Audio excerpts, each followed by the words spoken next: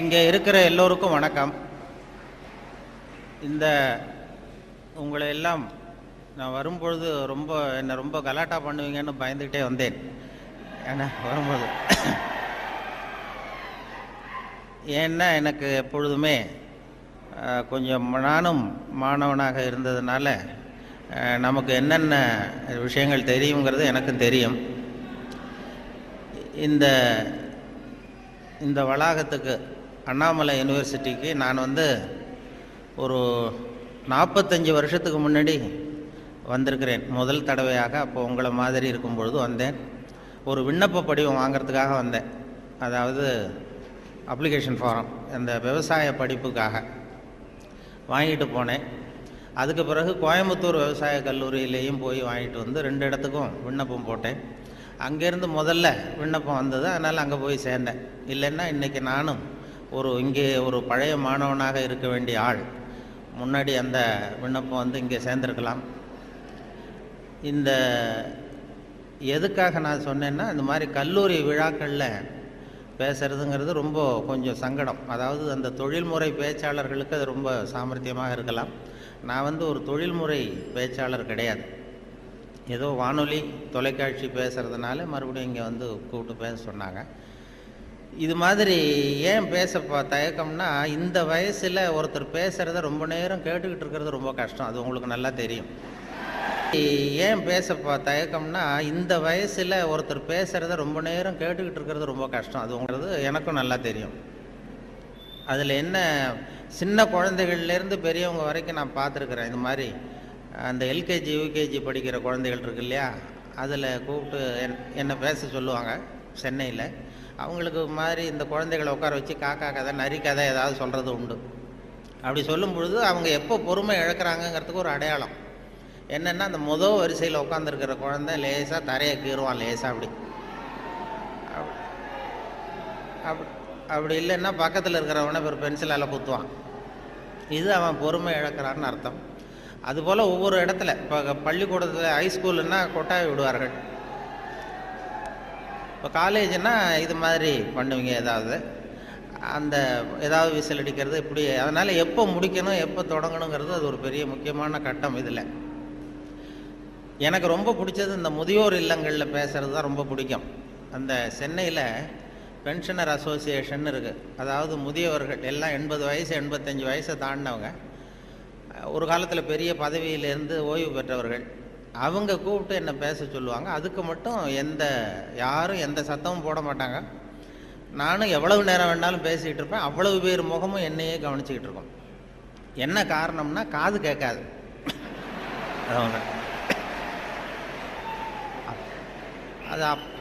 அதனால் அப்படி இருந்தால் அமைதியாக இருக்கலாம். இல்லைன்னா இப்படி. அதனால் இது ஒரு சத்தம்ங்கிறது இப்போ நம்ம நல்ல ஆக்டிவாக இருக்கிறோங்கிறதுக்கு ஒரு அடையாளம். நான் அதனால் இதில் என்ன பேசுறது எப்படி பேசுறதுங்கிறத பற்றி வரும்பொழுது சொன்னார்கள். நீங்கள் இது மாதிரி பேச்சாளர்கள் சில பேர் கேட்டுக்கிறது உண்டு. நான் எவ்வளோ நேரம் பேசணும்னு நினைக்கிறீங்க அப்படின்னு அந்த ஆர்கனைசரை அவங்க சொல்லுவாங்க. நீங்கள் எவ்வளோ நேரம் வேணாலும் பேசுங்க சார், நாங்கள் 10 நிமிஷத்துக்கு மேலே உட்காந்துருக்க மாட்டோம் அப்படின்னு சொல்லுகிறவர்கள் உண்டு. இங்கே வரும்பொழுது கேட்டேன், ஒரு மணி நேரத்துக்கு குறையாம 3.25 மணி நேரம் பேசணும், அது வரைக்கும் நாங்கள் தாக்கு பிடிப்போம்னு சில பேர் சொன்னாங்க. அது எப்படின்னு சொல்ல முடியாது. இங்கே வரும்பொழுதே ஏதோ உங்கள் பல் கோளரங்கத்துக்கு அவசியம் வாருங்கள்னு ஒரு போர்டு வச்சுருந்தீங்க. இங்கே அண்ணாமலை யூனிவர்சிட்டி வரும்பொழுது வழியில் பார்த்தேன். உங்கள் பல்லாண்டு காலம் பாதுகாப்பாக இருக்கணுமா அப்படின்னா எங்கள் பல் கோளரங்கத்துக்கு வாங்கோ அப்படின்னு விளம்பரம். அது நான் உடனே பயந்துட்டேன். பல்லு பத்திரமா இருக்கணும்னா மரியாதையாக வந்துருங்க, இல்லைன்னா பல்ல உடச்சிருவேங்கிறது மாதிரி இருக்குது. நல்லா பாதுகாப்பாகணும், அவசியம் வாங்கணும்னு கூப்பிடுறது மாதிரி, ஏதோ அன்பாக கூப்பிடுறது மாதிரி மிரட்டுறதாக அதை உணர்ந்தேன். உங்களையெல்லாம் பார்க்கும்பொழுது எனக்கு என்னுடைய அந்த பழைய காலம்தான். கோயம்புத்தூர் விவசாய கல்லூரியில் போய் சேர்ந்தது. அப்போ தான் இந்த இந்திய எதிர்ப்பு போராட்டம் பெரிய பிரபலமாக நடந்த 65. அப்போ கோயம்புத்தூரில் நாங்கள் அங்கே அப்போ படிச்சுக்கிட்டு இருந்த நேரம் அது, அந்த காலம். அப்போல்லாம் இந்த ரேக்கிங் அதுவும் ஒரு பெரிய விஷயமா இருந்தது அப்போல்லாம். இப்போலாம் அது ஒரு பெரிய கட்டுப்பாட்டுக்கு வந்திருக்கு. நான் போய் முதல்ல சேர்ந்ததுமே விவசாய கல்லூரியில் கோயம்புத்தூரில் ஒரு சீனியர் மாணவர்கள் 2-3 பேர் வந்தாங்க. இங்கே கூப்பிட்டு போய் தனியாக அவங்க ரூமுக்கு அழைச்சிட்டு போய் நாங்கள் வந்து ஒன்றும் கலாட்டா பண்ண மாட்டோம், ஒன்றும் கேலி பண்ண மாட்டோம். ஆனால் நாங்கள் வந்து எங்களுடைய ரேங்கிங்கில் ஒரு நாகரிகம் இருக்கும். அதனால் நாங்கள் சொல்கிறத நீ செஞ்சுட்டீங்கன்னா வேறு ஒன்றும் உன்னை தொந்தரவு பண்ண மாட்டோம் அப்படின்னு என்னை பிடிச்சி எடுத்துகிட்டு போனாங்க. நான் அப்பா தினமாக போனேன். என்ன சார் செய்யணும்னு கேட்டேன். அந்த சீனியர் ஸ்டூடெண்ட்ஸ் என்ன சொன்னாங்கன்னா, நாங்கள் வந்து கொஞ்சம் பழைய துணிலாம் வச்சுருக்குறோம், சலவைக்கு போட வேண்டியது. அது அங்கே போய் சலவை கடையில் எங்களுக்காக இதை கொண்டு போய் நீ போட்டுட்டு வரணும், அவ்வளோதான், வேறு ஒன்றும் இல்லை அப்படின்னாங்க. பரவாயில்ல, இவ்வளவு நாகரிகமான ஒரு ரேக்கிங் நடக்குதே அப்படின்னு சொல்லி, இதை எங்கே சார் போடணும், நான் போட்டுறேன், செலவு கடை எங்கே இருக்குன்னா அதுவும் தெரியுது பாரு அப்படின்னு சொல்லி சொன்னாங்க. உடனே அவங்க பழைய துணியெல்லாம் மூட்டையை கட்டி கொண்டு போய் அப்படியே போட்டு நீ ரூமுக்கு போகலாம்ப்பா, வேறு ஒன்றும் நாங்கள் ஒன்றும் பண்ண மாட்டோம்ட்டாங்க. நான் இந்த பழைய துணியை தூக்கிட்டு போய் அங்கே கதவை தட்டி திறந்து விட்ற வெளில வந்தார். இந்தாங்க சார் என்னென்னு கேட்டபோது, இது பழைய துணி சலவைக்காக போட வந்தேன் அப்படின்னேன். யார் கொடுத்தது அப்படின்னு கேட்டார். அந்த பழைய மாணவர்கள், அந்த சீனியர் ஸ்டூடெண்ட்ஸு கொடுத்தாங்கன்னு. கவலைப்படாத, நீங்கள் வச்சுட்டு போ, நான் பார்த்துக்கிறேன், நான் தான் வார்டன். இது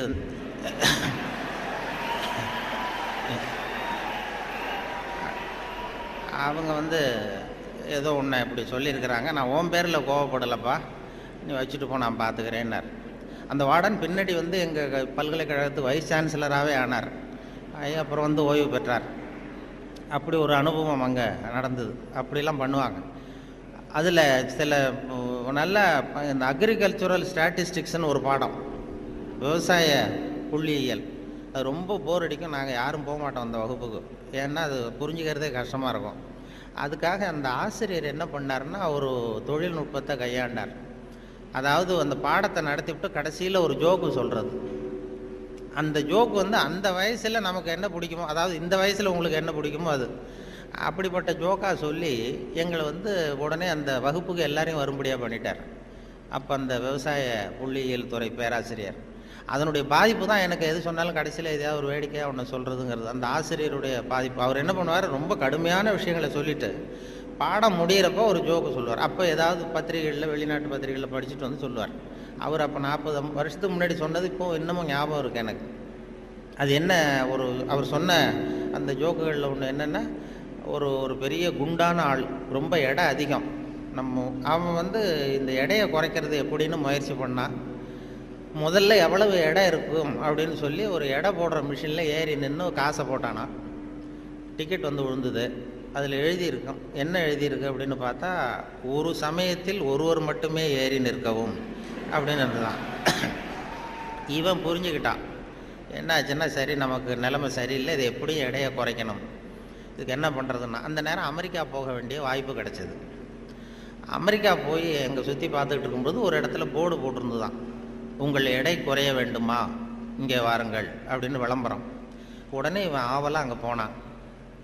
அங்கே ஒரு இடத்துல அந்த மேனேஜர் மாதிரி ஒரு ரிசப்ஷனில் ஒரு பொண்ணு உட்காந்துருந்தது. ஏன்னா நான் இந்தியாவிலேருந்து வந்திருக்கேன், எனக்கு எடை குறையணும் அப்படின்னா, உனக்கு ஆர்டினரி ட்ரீட்மெண்ட் வேணுமா, ஸ்பெஷல் ட்ரீட்மெண்ட் வேணுமா, ஆர்டினரி டீலக்ஸ்ன்னு 2 ட்ரீட்மெண்ட்டு கொடுக்குறோம் எடையை குறைக்கிறதுக்கு, உனக்கு எது வேணும்னு கேட்டிருக்க அந்த அம்மா. இவன் பார்த்தான், எதுக்கு அனாவசியமாக செலவு, ஆர்டினரி ட்ரீட்மெண்ட்டே போகிறோம் அப்படின்ட்டுருக்கான். அப்படின்னா இந்த பக்கம் போ அந்த ரூமுக்கு அப்படின்னு சொல்லி கதவை திறந்து விட்டு தான் இவன் ஆவலாக உள்ள போயிட்டான். அந்த எடையை குறைக்க வேண்டியது போனால் அங்கே மேஜை நாற்காலி எல்லாம் செதறி கிடக்கு, அங்கேயும் இங்கேயுமா, ஒரு ஒழுங்காக இல்லை. ஒரு பெரிய ஹால், அதில் அந்த மூலையில் வந்து ஒரு பொண்ணு நின்றுட்டுருக்கு, ஒரு 16 வயசு பொண்ணு நின்றுட்டுருக்கு, அரைகுறை ஆடையோட. இவனுக்கு என்ன ஆசைன்னா, அந்த பொண்ணை போய் தொடணும்னு ஒரு ஆசை. அதனால் இப்படி சுற்றி சுற்றி ஓடுறான் அந்த மேஜை நாற்காலியை சுற்றி. அந்த பொண்ணு இவன் கையில் அகப்படாமல் அதுவும் தப்பிச்சு ஓடி ஓடி வந்துக்கிட்டு இருக்கு. ஒரு 15 நிமிஷம் துரத்துறான், அதுவும் சுற்றிக்கிட்டே இருக்குது. 15 நிமிஷம் கழித்து இந்த மேனேஜர், அந்த பொண்ணு வந்து, ட்ரீட்மெண்ட்டே இவ்வளவு தான், ஒரு 10 நாள் இப்படி வந்தீங்கன்னா சரியாக போடும், எடை குறைஞ்சிரும் அப்படின்ட்டு. இவன் வந்தவன் என்ன பண்ணா, சரி ஆர்டினரியே இப்படி இருந்தால் ஸ்பெஷல் ட்ரீட்மெண்ட் எப்படி இருக்கும் அப்படின்னு யோசனை பண்ணான். சேடான்னு என்ன பண்ணால், நம்ம வந்துட்டோம், இதுக்காக இன்னொரு தரம் அமெரிக்காவுக்கு நம்ம வரப்போகிறதில்ல, எப்படியும் அதையும் பார்த்துட்டு போடுவோன்ட்டு மறுபடியும் அந்த மேனேஜர் அம்மாட்ட போய் நின்னான். என்ன சார் மறுபடியும் என்னன்னு கேட்டிருக்கேன். அந்த ஸ்பெஷல் ட்ரீட்மெண்ட்டையும் எடுத்துகிட்டு போடலாம்னு பார்க்குறேன் அப்படின்னா, அது வந்து நீங்கள் இது ஆர்டினரி ட்ரீட்மெண்ட்டுக்கு $10 கட்டினீங்க, ஸ்பெஷல் ட்ரீட்மெண்ட்டுக்கு $50 கட்டணுமே அப்படின்ட்டுருக்கு. அது பரவாயில்ல, நான் கட்டிடுறேன்னு சொல்லி கட்டிவிட்டான். கட்டிவிட்டு அப்படின்னா இந்த ரூமுக்கு போ, அப்படின்னு ரொம்ப ஆவலாக போய் கதவை திறந்தான். அதுவும் ஒரு பெரிய ஹால். இதே மாதிரி மேஜை நாற்காலிலாம் செதறி கிடக்கு. அந்த மூலையில் தேடுறான், யார் நிற்கிறான்னு பார்த்தா ஒரு 90 வயசு கிழவி. அவ இவனை துரத்துறா.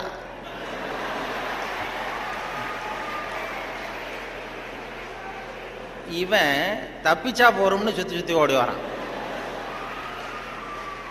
சுற்றி வந்து வெளியில் வந்து விறுவிறுக்க ஓடி வந்து போகிறோம் சார் அப்படின்னா, இது ஒரு 4 நாள்லேயே சரியாக போடுங்க உங்களுக்கு அப்படின்ட்டு வந்துட்டான். இதை எங்கள் ஆசிரியர் கோயம்புத்தூர் விவசாய கல்லூரியில் ஒரு பாடத்தை, கடுமையான பாடத்தை நடத்திவிட்டு, அக்ரிகல்ச்சுரல் ஸ்டாட்டிஸ்டிக்ஸுங்கிற பாடத்தை நடத்திட்டு கடைசியில் சொன்ன ஜோக் அது எங்களுக்கு, அதாவது வகுப்புக்கு தவறாமல் போகணுங்கிறதுக்காக அவர் சொன்னது அது. இப்போ அதனுடைய விளைவு என்னென்னா, இப்போ எனக்கு 45 வருஷம் 50 வருஷம் கழித்து அந்த ஜோக்கு ஞாபகம் இருக்குது, பாடம் மறந்து போச்சு. இப்படி தான் வந்து கடுமையான விஷயங்களை வந்து நம்மளை வந்து பண்ணி சொல்லி கொடுக்கறது வழக்கம். அதே போல் எனக்கு இந்த பொறியியல் துறைக்கும் வர வேண்டிய வாய்ப்பு கிடைச்சிது. நம்ம படித்து முடித்ததுமே சில பேர் எங்கள் பெற்றோர்கள் எல்லாரும் ஆலோசனை பண்ணாங்க, பொறியியலுக்கு அனுப்பலாம், இன்ஜினியர் ஆக்கலாம் பையனை அப்படின்னு. அப்புறம் எல்லாம் இப்போ சில பேர் சொன்னாங்க, அதுக்கெல்லாம் நம்ம பையன் சரியாக வரமாட்டான், அதுக்கெல்லாம் கொஞ்சம் புத்திசாலித்தனம் வேணும் அப்படி இப்படின்னு சொல்லி அதுதான் பண்ணி விட்டாங்க. அப்போது சொல்கிறது உண்டு, ஒரு பையனுக்கு வந்து சின்ன வயசுலேயே அவனை வந்து எந்த துறையில் சேர்க்கறது அப்படிங்கிறது ஒரு முக்கியமான விஷயம். ஒரு அம்மாவுக்கு தன்னுடைய பையனை எதில், இன்ஜினியரிங் காலேஜில் சேர்க்கணும்னு ஆசை. எந்த துறையில் சேர்க்கறது? சிவில் இன்ஜினியர் ஆக்கலாமா, மெக்கானிக்கல் இன்ஜினியர் ஆக்கலாமா, அதை வந்து அல்லது எலக்ட்ரிக்கல் இன்ஜினியர் ஆக்கலாமா அப்படின்னு ஒரு அம்மாவுக்கு ஆசை.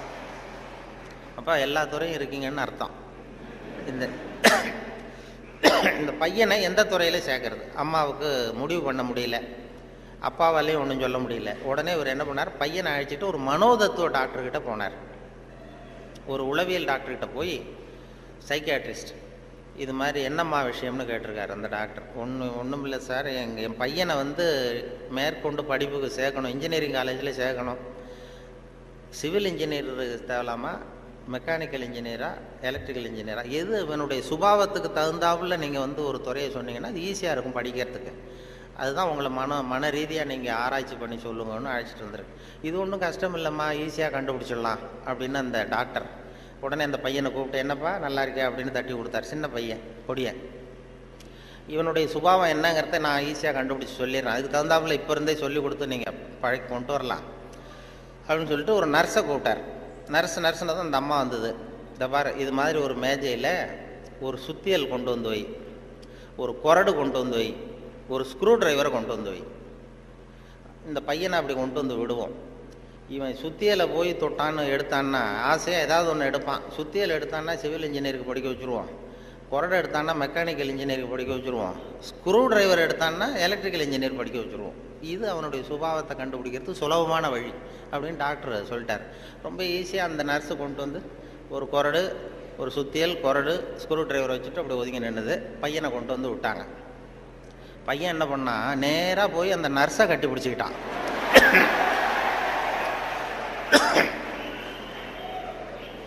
உடனே அந்த டாக்டர் சொன்னாராம், இவனை வந்து டாக்டருக்கு படிக்க வச்சுருங்க, அதுதான் அவனுக்கு அவன் சுபாவத்துக்கு பொருத்தமாக இருக்கும் அப்படின்னு சொல்லுவான். அப்படி ஒருத்தருடைய சின்ன வயசுலேயே நம்ம எந்த துறைக்கு கொண்டு போகலாம் என்ன ஏதுங்கிறது இளையும் பயிர் முளையில் தெரியும்பாங்கள்ல, சின்ன வயசுலேயே தெரிஞ்சிடும். அது பெரிய பெரிய இதெல்லாம். ஒரு பெரிய எழுத்தாளர் மேல்நாட்டில் பிற்காலத்தில் வந்து பெரிய எழுத்தாளர் ஆனாராம். அவருக்கு சின்ன வயசில் படிக்கும் பொழுது ஒரு கட்டுரை எழுத சொல்லியிருக்கிறார் வாத்தியார். என்ன கட்டுரைன்னா, விபத்து அப்படின்னு தலைப்பு. விபத்துன்னு சொல்லி ஒரு கட்டுரை அல்லது கதை எழுதுங்கன்னு சொல்லியிருக்கார். இந்த சின்ன பையனாக இருக்கும்போது எழுதுனானான். அவன் பிற்காலத்தில் பெரிய நாவலிஸ்ட், பெரிய எழுத்தாளர் ஆனான். சின்ன வயசுலேயே அவன் விபத்துங்கிற தலைப்புக்கு என்ன எழுதுனா, ஒவ்வொரு வரியிலையும் ஒவ்வொரு திருப்பம். அதாவது ஒரு 10வது மாடியில் ஒருத்தன் வெள்ளை அடிச்சுக்கிட்டு இருந்தான் அப்படின்னு எழுதுறான். 10வது மாடியில் வெளிப்பக்கமாக நின்றுக்கிட்டு ஒருத்தன் வெள்ளை அடிச்சுக்கிட்டு இருந்தான். துரதிர்ஷ்டவசமாக அந்த வெள்ளை அடித்தவன் கால் தவறி கீழே விழுகிறான், விழுந்துக்கிட்டு இருக்கான். அதிர்ஷ்டவசமாக அந்த நேரம் சாலையில் ஒரு வைக்கோல் வண்டி வந்து கொண்டிருந்தது. அடுத்த வரி. அடுத்தது, துரதிர்ஷ்டவசமாக அந்த வைக்கோலின் நடுவே ஒரு கடப்பாரை சொருகியிருந்தார்கள்.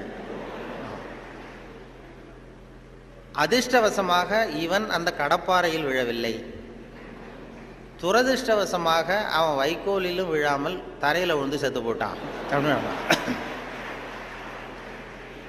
இந்த ஆள் இதை எழுதினவன் பிற்காலத்தில் பெரிய எழுத்தாளர் ஆகிட்டாரான், பெரிய இதாகி. அப்படி வந்து சுபாவம் வந்து சின்ன வயசுலேயே தெரியும் யார் யாருக்கு என்ன அப்படின்னு சொல்லி. நமக்கெல்லாம் அது இந்த இப்போ நம்ம ஆசிரியர்களுக்கே சில சுபாவங்கள் உண்டு. அது உங்களுக்கெல்லாம் தெரிஞ்ச விஷயமா இருக்கும். ஒவ்வொரு அவங்கவுங்க துறை சம்மந்தப்பட்ட இதாக இருக்கும். அதாவது ஒரு 3 பேராசிரியர்கள் ஒரு ஊருக்கு போனாங்க. ஒரு பெரிய பல்கலைக்கழகத்தில் இது மாதிரி பேசுறதுக்கு 3 துறை பேராசிரியர்கள் போனாங்க. ஒரு உடற்பயிற்சி ஆசிரியர், ஒரு ஃபிசிக்ஸ் பேராசிரியர், ஒரு கணக்கு வாத்தியார், 3 பேரும் போனாங்க.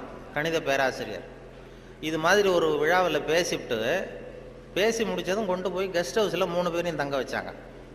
நாளைக்கு மறுநாள் அவங்க ஊருக்கு போகணும். இது மாதிரி விழாவில் கலந்துக்கிட்டு முடிஞ்சதும் கணித பேராசிரியருக்கு ஒரு ரூம், இவருக்கு அந்த ஃபிசிக்ஸ் பேராசிரியருக்கு ஒரு ரூமு, உடற்பயிற்சி ஆசிரியருக்கு ஒரு ரூம் போட்டு கொடுத்தாச்சு. இது மேல்நாட்டில் நடந்தது. அதனால் என்னென்னா அவங்களுக்கு அந்த ஆகாரம்லாம் டப்பாவிலே வச்சுருக்குறாங்க.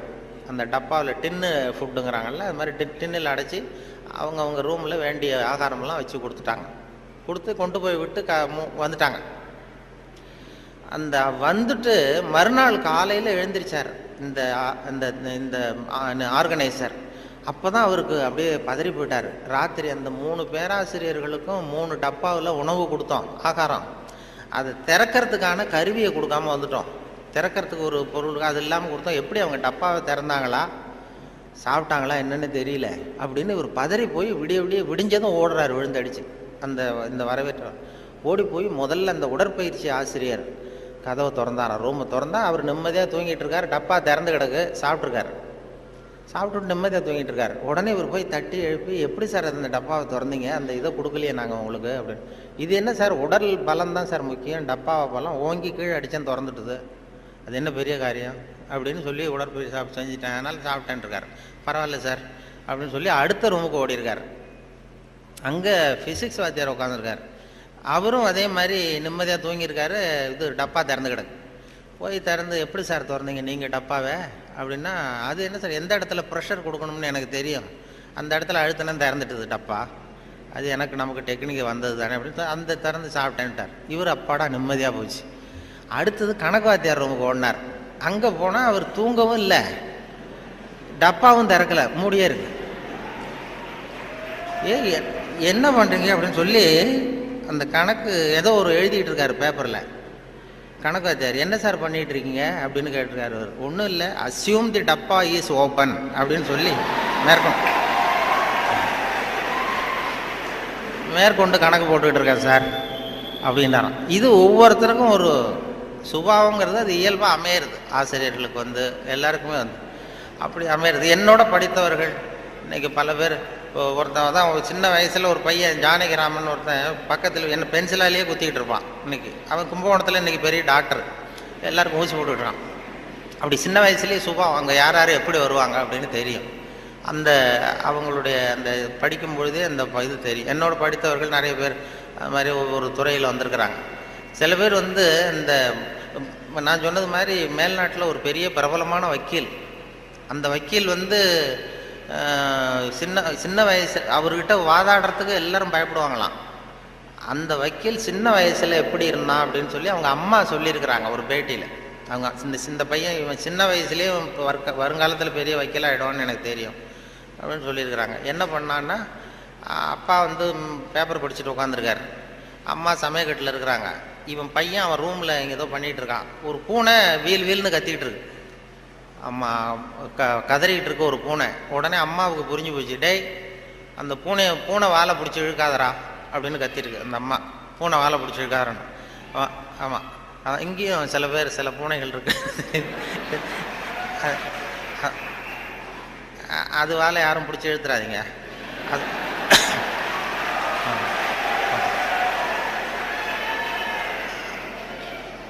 பூனை வாழை பிடிச்சிருக்காருன்னு அந்த அம்மா கத்திருக்கு. அப்பா அவன் சொன்னானா, அம்மா நான் பூனை வாழை பிடிச்சி இழுக்கல, பூனை தான் அது வாழை பிடிச்சி இழுத்துக்கிட்டு இருக்குன்றான். நான் ஒன்றும் பூனைக்கு இடைஞ்சல் பண்ணல, பூனை தான் வாழை இழுத்துக்கிட்டு இருக்கு, நான் அது வாழை இழுக்கலன்றான். ஓடி போய் பார்த்துருக்குறாங்க அம்மாவும் அப்பாவும். பார்த்தா இவன் பூட்ஸு காலால் மிரிச்சுக்கிட்டு இருக்கான், பூனை வாழை இழுத்துக்கிட்டு இருக்கு. அவன் பிற்காலத்தில் பெரிய வக்கீல் ஆகிட்டான். அதாவது ஒரு தான் பேரில் தப்பு இல்லைங்கிறது மாதிரி பேசினா பாருங்க. அவங்க அம்மா வந்து சொல்லியிருக்கு. இப்படி அது சின்ன வயசில் அவங்கவுங்களுக்கு அந்த இது இருக்கும். சில பேருக்கு ஆராய்ச்சி விஞ்ஞான மனோபாவம் வந்துடும். விஞ்ஞானம் சில பேர் சின்ன வயசுலேயே ஒருத்தன் மூஞ்சில் ஒருத்தன் குத்திட்டு இருப்பான். சின்ன இளம் வயசுலேயே ஒருத்தன் மூஞ்சில் ஒருத்தன் குத்திட்டு இருப்பான். அவங்கெல்லாம் பிற்காலத்தில் சட்டசபைக்கு வரலாம். சட்டசபைக்கு வந்து பெரிய அவங்கவுங்க சுபாவத்துக்கு தகுந்த மாதிரி ஒரு துறையை தேர்ந்தெடுக்கணும். அதனால் இதில் எல்லாம் இப்போ பொறியியல் மாணவர்கள் தான் இருக்கிறாங்களா, எல்லாரும் கலந்துருக்கிறாங்களான்னு தெரியல. ஏன்னா நீங்கள் எல்லாம் ரொம்ப கொடுத்து வச்சவர்கள். இந்த பள்ளிக்கூடத்தில் இது இப்படிப்பட்ட ஒரு பெரிய நிறுவனத்தில் படித்தவங்கலாம் இன்றைக்கி பெரிய பெரிய அளவில் இருக்கிறாங்க.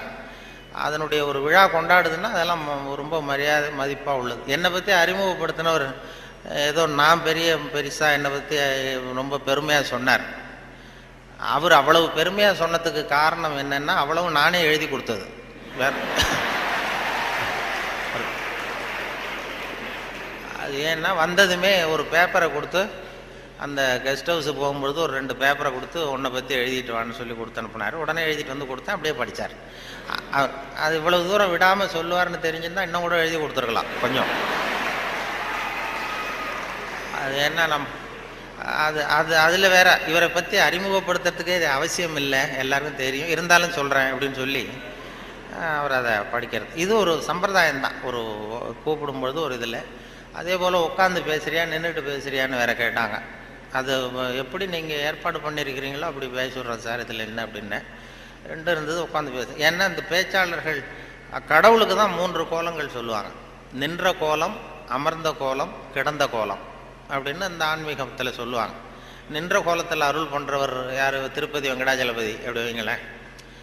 அமர்ந்த கோலம்னு பார்த்தா ஐயப்ப சாமி அமர்ந்த கோலம். இதை தவிர கிடந்த கோலத்தில் அருள் பண்ணுற சாமி இருக்குது. அது என்னென்னா ஸ்ரீரங்கம் பள்ளிகொண்ட பெருமாள். அது வந்து படுத்திருக்கும். இப்படி 3 கோலத்தில் ஆண்டவன் கோலங்கள் உண்டு. அது எதுக்கு சொல்கிறேன்னா, அதே மாதிரி நம்ம ஊரில் பேச்சாளர்களுக்கும் 3 கோலங்கள் உண்டு. அது நின்ற கோலத்தில் பேசுகிறவர்கள் அரசியல்வாதிகள். அவங்களுக்கு நின்னா தான் பேச்சு வரும், உட்காந்து பேச்சு. அமர்ந்த கோலத்தில் பேசுகிறவங்க ஆன்மீகவாதிகள். இப்போ நடமாடும் பல்கலைக்கழகம் நாவலர் நெடுஞ்செழியன் இருந்தார் இல்லையா, இங்கே படித்தவர். அவர் வந்து ரேடியோவுக்கு பேச வந்தார். அமைச்சராக இருக்கும்பொழுது திருக்குறளுக்கு உரை எழுதினார். அப்போ நான் கூப்பிட்டு ரேடியோவில் அவரை பேட்டி எடுத்து பதிவு பண்ண வேண்டிய பொறுப்பு எனக்கு. அவரை கூப்பிட்டுட்டு வந்து அறையில் உட்கார வச்சு பேசிகிட்டு இருக்கோம். அது மாதிரி பதிவு பண்ணுறதுக்கு போகிறேன். அப்படி போய் உட்கார வச்சா வானொலி நிலையத்தில் இப்படி தான் ஏற்பாடு பண்ணி வச்சுருப்போம். உட்காந்து பேசுனா, தம்பி இங்கே வா, நான் வந்து எனக்கு உட்காந்தா பேச்சு வராது, நின்றுட்டே பேசிடுறேன், இந்த மைக்கை கொஞ்சம் தூக்கி வசதி வையினார். அப்புறம் அவர் உயரத்துக்கு மைக்கை தூக்கி வச்சு அப்புறம் பதிவு பண்ணேன். இது அவங்களுக்கு பழக்கத்தில் மேடையில் நடமாடும் பல்கலைக்கழகம் எதை வேணாலும் பேசுவார். உட்காந்தா கொஞ்சம் தயக்கம் வந்து. அது அரசியல் அப்படி. அது ஆன்மீகவாதிகள். இப்போ கிருபானந்த வாரியாரெல்லாம் கூப்பிட்றோம் வானொலி நிலையத்துக்கு, அவரை உட்கார வச்சு தான் பதிவு பண்ணுவோம். அவரை வந்து நின்றுக்கிட்டே பேசுங்க சார்னு சொல்ல முடியாது. அதனால் நின்ற கோலம் பேசுகிறவங்க அரசியல்வாதிகள், அமர்ந்த கோலத்தில் பேசுகிற பேச்சாளர்கள் ஆன்மீகவாதிகள். இதே மாதிரி கிடந்த கோலத்தில் பேசுகிறவங்களும் உண்டு நம்ம ஊரில். இந்த சாராய கடை வாசலில் பார்த்தீங்கன்னா அவங்களெல்லாம் கிடந்த கோல பேச்சாளர்கள். நல்ல வேலையாக என்னை வந்து நீ கிடந்த கோலத்தில் பேசுன்னு சொல்லாமல் இங்கே 2 கோலத்துக்கு ஏற்பாடு பண்ணி வச்சுருக்கிறாங்க. நின்ற கோலம், அமர்ந்த கோலம். இப்படி ஒரு படுக்கையை போட்டு வச்சுட்டா இங்கே வரக்கூடிய பேச்சாளர்கள் எது பிடிக்குதோ அப்படி பேசிகிட்டு இருக்கலாம். அது வசதி. ஏன்னா இது ரொம்ப விரிவான ஒரு என்னமோ 70 mm மாதிரி இருக்குன்னு சொன்னார் வரும்போது சொன்னாங்க. அது அதுவும் இந்த துணைவேந்தர் ரொம்ப கலை நுணுக்கத்தோடு இதை பண்ணியிருக்கிறார், இன்னும் நிறைய வேலையெல்லாம் இருக்குது இல்லை அப்படின்னு சொல்லி ரொம்ப பெருமையாக சொன்னார்கள். இந்த பொறியியல் அது வந்து அந்த கலை நுணுக்கம் இன்னும் என்னென்ன வேலை இருக்குது, நிறைய செஞ்சுருக்கேன். இது எல்லாம் இந்த பெருமை அவருக்கு தான் சொல்லி பெருமையாக சொன்னாங்க. இது இப்படிப்பட்ட பெரிய ஹாலில் ஒருத்தரை உட்கார வச்சாதான் என்னமோ மாதிரி இருக்கும். ஆமாம், இதுக்கெல்லாம் ஒரு 20-30 பேர் வரிசையாக உட்காந்தா நல்லாயிருக்கும் இந்த ஹால். அதாவது பொறியியல் துறை நீங்கள் மாணவர்கள்ங்கிறதுனால பொறியியலில் வந்து கலை அம்சத்தை புகுத்துறது ரொம்ப சிரமம். சில பேருக்கு அதாவது பொறியியலுக்கும் அதாவது கவிதை எழுதுவாங்க. சில பொறியியல் கவிதை எழுதுகிறவங்க வந்து பொறியியல் இன்ஜினியராக இருக்கிறவங்க கவிதை எழுதுறது உண்டு. அப்படி இருக்கிறது கொஞ்சம் 2க்கும் முரண்பாடான விஷயம். கலைத்தன்மை, அதாவது பொறியியல் வந்து மெக்கானிக்கல் மைண்ட் அதிகமாக இருக்கும். அதாவது ஒரு பெரிய பொறியியல் இன்ஜினியர் அவர் வந்து இராணுவத்தில் ஒரு பாலம் வந்து கட்டுறதுக்கு பெரிய இது பண்ணாங்க, பிளான் பண்ணாங்க. அதுக்கு ஒரு வரைபடம் தயார் பண்ணணும். ஸ்கெட்சு, இராணுவத்துக்கு பாலம் கட்டுறதுக்கு ஒரு பெரிய ப்ளூ பிரிண்ட்டு என்ன சொல்லுவீங்கள்ல, அது மாதிரி அந்த வரைபடம் தயார் பண்ணுற வேலையை ஒப்படைச்சிருக்கிறாங்க அந்த இன்ஜினியர்கிட்ட. அந்த பொறியாளர் வந்து உள்ளுக்குள்ளே ஒரு கவிஞர், அதாவது அவர் ஒரு கவித்தன்மை உள்ளுக்குள்ளே இருக்குது, மறைஞ்சிருக்குது. அதனால் அவர் என்ன பண்ணார், அந்த பொறியியல் வரைபடம் போட்டார். பாலத்தை போட்டுட்டு ஒரு ஆறு ஓடுது, குறுக்க பாலம், அதனுடைய நீளம் அகலம் எல்லாம் கரெக்டாக போட்டு அந்த ஆறு ஓடிக்கிட்டு இருக்கு. அது ஓடி முடிகிற இடத்துல ஆற்று ஓரமாக ஒருத்தன் ஒரு சின்ன பையன் தூண்டில் போட்டுக்கிட்டு நிற்கிறான். அதை அவர் போட்டிருக்காரு ஒரு அழகுக்காக. சின்ன மூலையில் ஒரு தூண்டில் போட்டுட்டு ஒரு பையன் நிற்கிறான். இது இந்த பொறியியல் வரைபடத்தை கொண்டு போய் அதிகாரிகள்கிட்ட கொடுத்துருக்குறான். அவருக்கு கோபம் வந்துடுது. இது வந்து ஒரு பொறியியல் வரைபடம், இது இந்த வரைபடத்தில் போய் அந்த ஒரு ஓவியம் என்னத்துக்கு அப்படின்னு சொல்லி அவர் சத்தம் போட்டிருக்காரு மேலே உள்ளவர். அதனால் என்ன பண்ணியிருக்கிறார், முதல் தடவையாக கொடுக்கும்பொழுது அந்த பாலத்து மேலே நின்றுக்கிட்டு தூண்டில் போடுறது மாதிரி படம்.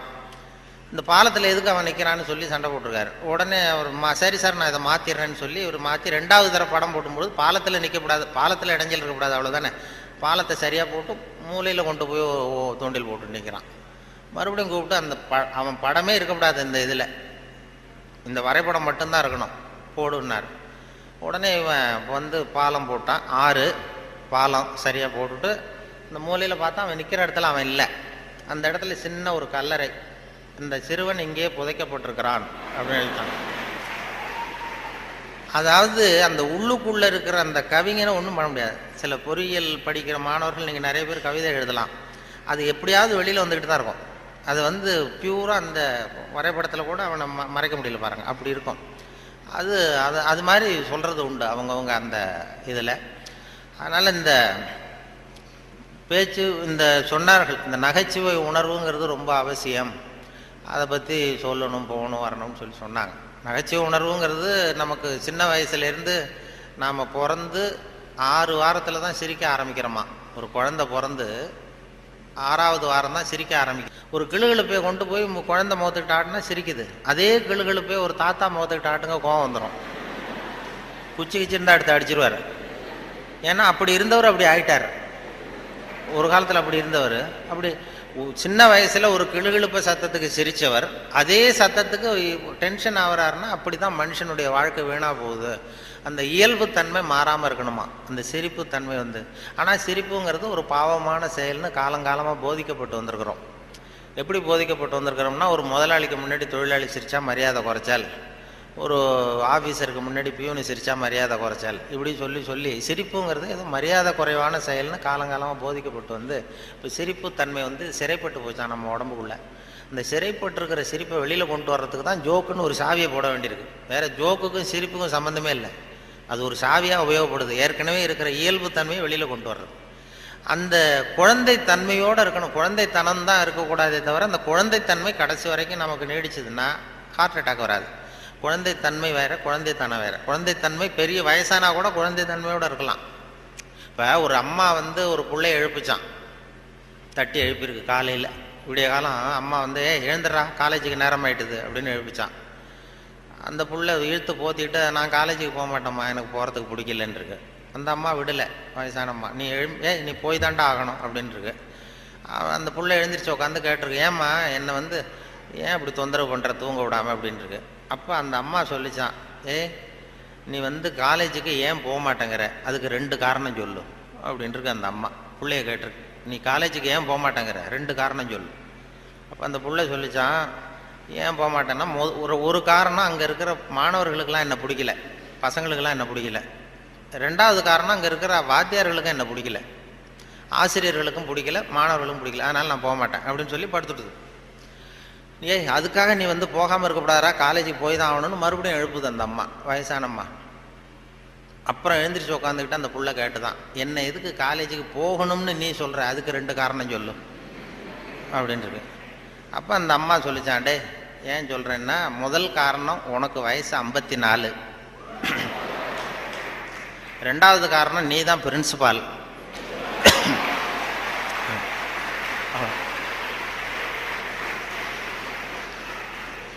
அதாவது 54 வயசுலேயும் அவர் குழந்தைத்தன்மையோடு இருக்கார் பாருங்க. அவங்க அம்மாவுக்கு அது புள்ள தானே, அதுதான் குழந்தைத்தன்மைங்கிறது, குழந்தைத்தனம் இல்லை அது. குழந்தைத்தனங்கிறது வேற, குழந்தைத்தன்மைங்கிறது வேற. அந்த குழந்தைத்தன்மை மாறாமல் மனுஷன் வாழணும்னு சொல்லி இப்போ சொல்கிறாங்க. நமக்கு வருகிற நோய் நொடிக்கெல்லாம் அதுதான் காரணம். இப்போ ஹார்ட் அட்டாக்கு திடீர்னு வர்றதுக்கு அதுதான் காரணம். மன இருக்கம் வரக்கூடாது. குழந்தைய எல்லாரையும் குழந்தைய ஆக்க முடியாது, ஆனால் குழந்தைத்தன்மையை நம்ம வளர்த்துக்கலாம். இந்த 200 தடவை சிரிப்புத்தன்மையே இருந்துகிட்டு இருக்கலாம். இப்போ எல்லாரையும் குழந்தை ஆக்கிறதுக்கு வழி விஞ்ஞானத்தில் இது வரைக்கும் வழி கிடையாது. ஒரு டாக்டர் கண்டுபிடிச்சாராம். ஒரு டாக்டர் என்ன கண்டுபிடிச்சாருன்னா, ஒரு மாத்திரை சாப்பிட்டா 1 வயசு குறையும் அப்படின்னு ஒரு மாத்திரையை கண்டுபிடிச்சாராம் ஒரு டாக்டர். ஒரு மாத்திரை சாப்பிட்டீங்கன்னா 1 வயசு குறையும். உடனே ஒரு பாட்டியம்மா போச்சு, 90 வயசு பாட்டி, எனக்கு ஒரு பாட்டில் மாத்திரை கொடுங்க டாக்டர் அப்படின்னு வாங்கிட்டு வந்துருக்கு. வாங்கிட்டு வந்து ஒரு மாத்திரை சாப்பிட்டா 1 வயசு குறையும்னாரா. மறுநாள் ஒரு 30 வயசு பொண்ணாக மாறி இது போயிருக்கு. நாள் 90 வயசு பாட்டியாக போச்சு, 30 வயசு பொண்ணாக மாறி அதே டாக்டர்கிட்ட போச்சு. இடுப்பில் ஒரு வயசு கை குழந்தை, அது சட்டை கிட்ட போடாமல் கட்டவரில் வாயில் வச்சுட்டு உட்காந்துருக்கு. தூக்கிக்கிட்டு அதே டாக்டர்கிட்ட போயிருக்கு. போனதும் அந்த டாக்டர்கிட்ட சொன்னேன், ஏம்மா வந்திருக்கேன்னு கேட்டார்.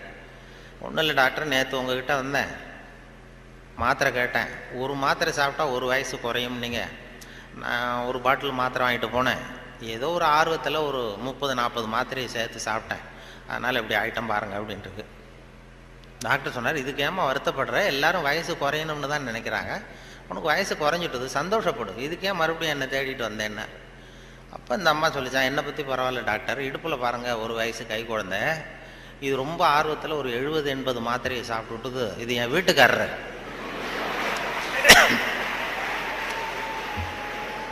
இது இப்படியே உட்காந்துக்கிட்டே இறங்க மாட்டேங்குது, நான் எங்கே தூக்கிட்டு போகிறது, எதையாவது ஒரு மாத்திரையை கொடுத்து இறக்கி விடுங்க டாக்டர், அப்போ தான் நாம் பார்த்தேன், அதுக்காக தான் வந்தேன்னு தான். அதாவது இயற்கைக்கு மாறாக நம்ம போனோம்னா இப்படிப்பட்ட பிரச்சனையெல்லாம் வந்துடும்.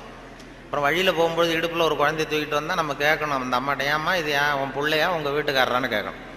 அப்படி குழப்பம் வந்துடும். இயற்கையை மாற்ற முடியாது, ஆனால் அந்த குழந்தை தன்மையை நம்ம கொண்டு வரலாம், அதுக்காக சொல்லுவாங்க. ஏன்னா இதய நோய் இன்றைக்கி வராதவர்கள் 2 பேருக்கு வர்றதில்லை. ஹார்ட் அட்டாக் வராத குரூப் யாருன்னா, இந்த நரிக்குறவர்களுக்கு இது வரைக்கும் வந்ததே கிடையாது இதய நோய். வாழ்க்கையை ரொம்ப லேசாக எடுத்துக்கிறவங்க. அவங்களுக்கு வெற்றியும் சந்தோஷத்தை தரும், தோல்வியும் சந்தோஷத்தை தரும். அது இப்போ எங்கள் ஊரில் எல்லாம் இந்த துப்பாக்கி சுடுறதுக்கு, இந்த வேட்டைக்கு துப்பாக்கி வச்சுருப்போம் எங்கள் ஊர் பக்கம் அந்த காட்டில். அது நரிக்குறவை சுடுவாங்க, கூட்டமாக பறந்து போகிறப்ப சுட்டால் ஒரு பறவை விழுந்ததுன்னா சந்தோஷப்படுவார், துள்ளுவார். அதே மாதிரி தப்பிச்சு போனாலும் துள்ளுவார், ஆஹா எவ்வளோ அருமையாக போகுதுன்னு. நமக்கு தான் பயமாக இருக்கும், ஐயோ ஒரு குண்டு வேஸ்ட் ஆகிட்டுதுன்னு. அதனால் நரிக்குறவர்களுக்கு வர்றதில்லை. அதே மாதிரி இன்னொரு குரூப்புக்கு ஹார்ட் அட்டாக் இது வரைக்கும் வந்ததில்லை. மருத்துவ உண்மை யாருன்னா, பைத்தியக்காரனுக்கு வந்ததே கிடையாது. பைத்தியக்காரங்களுக்கு இது வரைக்கும் ஹார்ட் அட்டாக்கும் வந்ததில்லை. ஏன்னா அவங்க எதுவாக ஆக நினைக்கிறார்களோ அதுவும் ஆயிடுறாங்க. அவங்க இப்போ நான் இந்த நாட்டுக்கு பிரதம மந்திரி ஆகணும்னு நினைக்கிறேன்னா, நான் எந்த கட்சியில் சேர்றது, எங்கே போகிறது, எப்படி பண்ணுறதுன்னு நான் டென்ஷன் ஆகிடுறேன். அதாவது என் இருதயத்துக்கு அதிகமாக வேலை கொடுக்குறேன்.